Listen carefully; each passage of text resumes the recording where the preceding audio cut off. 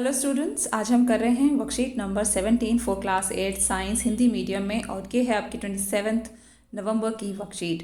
जो चैप्टर है हमारा धातु और अधातु, और आज का जो टॉपिक रहेगा हम भौतिक गुणों के बारे में डिस्कस करने वाले हैं, धातुओं के भी और अधातुओं के भी। तो एक कंपैरिजन करेंगे जैसे हमने पिछले वर्कशीट में किया था। यहाँ आपको एक टेबल दी गई है, तो करते हैं स्टार्ट। हमने धातुओं और अधातुओं के भौतिक गुणों के बारे में जाना और उनकी तुलना भी की। तो आज हम धातुओं और अधातुओं के रासायनिक गुणों की तुलना करते हुए उन सभी की पुनरावृत्ति करने वाले हैं। तो पहले आपको इस टेबल के अंदर यहाँ गुण दिए गए हैं इस वाले कॉलम में, और फिर यहाँ धातुओं के गुण हैं, धातु किस प्रकार उस गुण के प्रति प्रतिक्रिया करती हैं और अधातुएं कैसे प्रतिक्रिया करती हैं।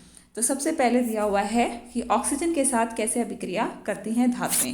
धातुएं ऑक्सीजन के साथ अभिक्रिया करके धातु ऑक्साइड बनाती हैं, यानी कि जिस भी धातु के साथ ऑक्सीजन ऐड होगी उसी धातु का क्या बन जाएगा, धातु ऑक्साइड बन जाएगा। जहां आप देख रहे हैं कि Mg यानी कि मैग्नीशियम लिया गया है, Mg होता है मैग्नीशियम, इसका सिंबल Mg होता है, प्लस O2 ऑक्सीजन को ऐड किया गया, तो यहाँ आपको मिलेगा मैग्नीशियम ऑक्साइड।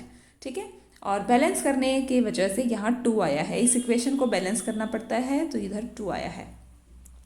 अधातुएं ऑक्सीजन से अभिक्रिया करके क्या करती हैं, अधातु ऑक्साइड बनाती हैं, यानी कि सेम रहता है। तो सल्फर और ऑक्सीजन यहाँ जुड़ गए, ऑक्सीजन जो है O2 के फॉर्म में रहती है, सल्फर जो एक नॉन मेटल है, एक अधातु है, तो सल्फर डाइऑक्साइड मिल जाएगा। ठीक है, इसी प्रकार ऑक्साइड की जो प्रकृति होती है, ऑक्साइड की प्रकृति में धातु ऑक्साइड की प्रकृति क्षारीय होती है, यानी कि जो ये ऑक्साइड बना है ये कैसा होता है, ये बेसिक होता है, यानी कि क्षारीय होता है। और कैसे पता चलेगा, ये लाल लिटमस को अगर ये नीला कर देगा तो क्षारीय होगा, तो यस ये लाल लिटमस को नीला कर देता है। तो यहाँ पे अगर MgO को वाटर के साथ में, यानी कि पानी के साथ, जल के साथ इसकी अभिक्रिया देखी गई तो मैग्नीशियम हाइड्रोक्साइड बन जाता है। और मैग्नीशियम हाइड्रोक्साइड क्या बनता है, फिर एक क्षारीय प्रकृति का सब्सटेंस है। इसी प्रकार अधातु की जो ऑक्साइड बनती हैं वो अम्लीय प्रकृति की होती हैं। ठीक है, जो धातु की ऑक्साइड होती हैं वो होती हैं बेटा क्षारीय, और अधातु की जो ऑक्साइड्स होती हैं वो अम्लीय होती हैं।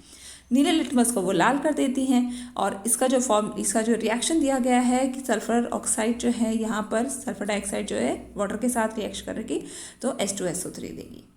इसी प्रकार जल के साथ भी अभिक्रिया दी गई है। धातुएं क्या करती हैं जल के साथ, जब भी जल के साथ अभिक्रिया करती हैं तो धातु का हाइड्रोक्साइड बनाती हैं और हाइड्रोजन गैस बनाती हैं, लेकिन अधातुएं जल से अभिक्रिया नहीं कर पाती। तो ये रिएक्शन जो है अधातुओं के साथ नहीं होता, पानी वाला। इसके बाद अम्लों से कैसे अभिक्रिया करती हैं, तो अम्लों के साथ धातुएं अम्लों से अभिक्रिया करके लवण और हाइड्रोजन गैस बनाती हैं, जो कि पॉप ध्वनि के साथ चलती है।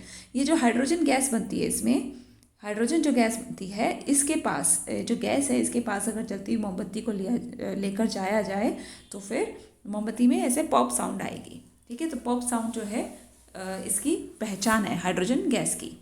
और धातुएं अम्लों के साथ जब अभिक्रिया करती हैं, जब भी कोई भी धातु, इसके लिए आप एक रिएक्शन लिख सकते हैं कि जब भी धातु किसी अम्ल के साथ अभिक्रिया करेगी, कोई भी अम्ल हुआ, तो वो 2 चीज़ें देती है। एक तो इस धातु का लवण और प्लस हाइड्रोजन गैस। ठीक है, तो ये इसकी अभिक्रिया होती है। लेकिन अधातुएं अम्लों के साथ अभिक्रिया नहीं करती हैं। तो ये याद रखें कि जल के साथ अधातुएं जल के साथ और अम्लों के साथ अभिक्रिया नहीं करती हैं। ठीक है, अगली जो अभिक्रिया है वो है क्षारों के साथ। अब क्षारों के साथ जब अभिक्रिया होती है तो कुछ धातु क्षार से अभिक्रिया करके लवण और हाइड्रोजन गैस बनाती हैं। तो सेम ही है, जैसे अम्लों के साथ धातु और क्षार जब ऐड होते हैं तो लवण और हाइड्रोजन गैस देते हैं। लेकिन अधातुओं की क्षार से अभिक्रिया जो होती है वो बहुत ज़्यादा कॉम्प्लिकेटेड होती है, जटिल होती है, मुश्किलों से।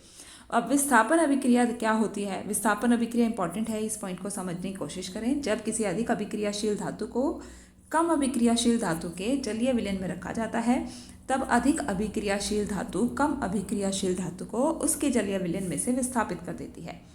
जैसे कि जिंक को कॉपर सल्फेट के जलीय विलयन में रखने पर वह कॉपर को विस्थापित कर देता है। इसको एग्जाम्पल से समझें तो अच्छे से समझ आएगा आपको। जैसे हमारे पास है जिंक और कॉपर सल्फेट, यहाँ पर अगर मैं जिंक का सिंबल लिख लेती हूँ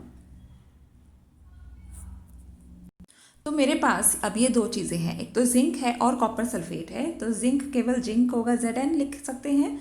और जो कॉपर सल्फेट है इसका एक सोल्यूशन होता है, इसको हम CuSO4 लिखेंगे। जिंक और कॉपर सल्फेट, इसमें से क्या होगा, जब ये रिएक्शन अभिक्रिया होगी तो इस अभिक्रिया को हम बोलेंगे विस्थापन अभिक्रिया। ये इंपॉर्टेंट है, विस्थापन अभिक्रिया। ये कैसे काम करती है, कैसे इसके अंदर रिएक्शन और कैसे इसके अंदर आपको चीज़ें मिलती हैं। तो जब जिंक और कॉपर सल्फेट का रिएक्शन होता है, अभिक्रिया होती है, तो जिंक क्या करता है, जिंक ये जो कॉपर मेटल है ना, इससे ज़्यादा अभिक्रियाशील होता है। ठीक है, तो जिंक ज़्यादा अभिक्रियाशील है, तो जिंक जो है ताकतवर समझा जाएगा। जिंक क्या करेगा, इस कॉपर को हटा देगा यहाँ से और अपनी जगह बना लेगा। ठीक है, और अपनी जगह बना लेगा तो सल्फेट जो SO4 पीछे जुड़ा हुआ है इसके साथ वो खुद जुड़ जाएगा और कॉपर को अलग कर देगा, कॉपर अलग आ जाएगा। इसका मतलब क्या हुआ कि जिंक जो है वो ज़्यादा अभिक्रियाशील है, ज़्यादा ताकतवर है कॉपर से, और उसने कॉपर को उसकी जगह से हटाकर अपनी जगह बना ली और कॉपर को अलग कर दिया। तो ये कौन सी अभिक्रिया होती है, ये विस्थापन अभिक्रिया होती है। आई होप आपको समझ आई होगी।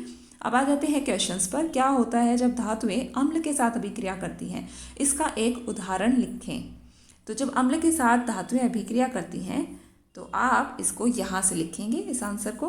अम्लों के साथ अभिक्रिया करती हैं तो ये हेडिंग डाल दें, अम्लों के साथ अभिक्रिया, और क्वेश्चन नंबर 1 का ये आपका आंसर हो जाएगा। धातुएं अम्लों के साथ अभिक्रिया करके लवण और हाइड्रोजन गैस बनाती हैं। इसकी रिएक्शन है तो आप इस रिएक्शन को भी उसमें लिखेंगे। ठीक है, अगला जो प्रश्न है, आप यह कैसे जांचेंगे कि धातु के ऑक्साइड की प्रकृति क्षारीय है। तो धातु के ऑक्साइड की प्रकृति क्षारीय है, इसको जानने के लिए हमें क्या करना पड़ेगा, लिटमस पेपर की सहायता लेनी पड़ेगी। उत्तर यहाँ से आप लिख सकते हैं कि जो धातु ऑक्साइड की प्रकृति होती है वो क्षारीय होती है, और इसे हम कैसे जान सकते हैं, यह लाल लिटमस को नीला कर देते हैं। इसका आंसर यह हो जाएगा। क्वेश्चन नंबर 2 का आंसर आप यहाँ से लिख लेंगे। ठीक है, क्वेश्चन नंबर 3 देखते हैं कि एक अम्ल और एक क्षार का नाम लिखें।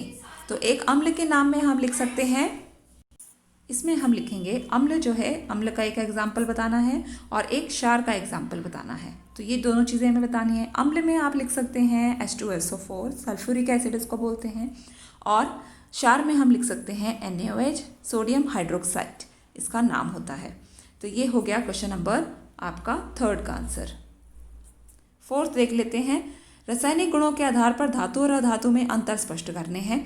तो अंतर स्पष्ट करने के लिए आप बता सकते हैं, यहीं से टेबल से लिख सकते हैं कि जो धातुएं हैं ऑक्सीजन के साथ अभिक्रिया करके धातु ऑक्साइड बनाती हैं और अधातुएं अधातु ऑक्साइड बनाती हैं।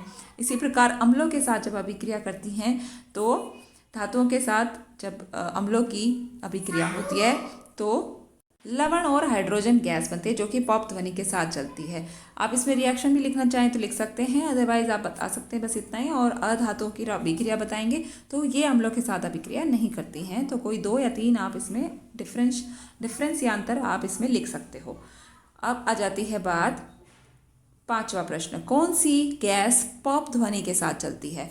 तो कौन सी गैस चलती है पॉप ध्वनि के साथ, अभी हमने देखा था, अभी हम बात कर रहे थे कि वो गैस है हाइड्रोजन गैस जो कि पॉप ध्वनि के साथ चलती है। ठीक है, और पता चल जाता है कि ये हाइड्रोजन गैस ही है। तो बच्चों ये थी आपकी वर्कशीट, इसको कंप्लीट करिए, अपने दोस्तों के साथ शेयर करिए। अच्छी लगती है वीडियो, समझ आता है तो लाइक ज़रूर करें। Thanks for watching this video. मिलते हैं आपसे नेक्स्ट वर्कशीट की वीडियो में।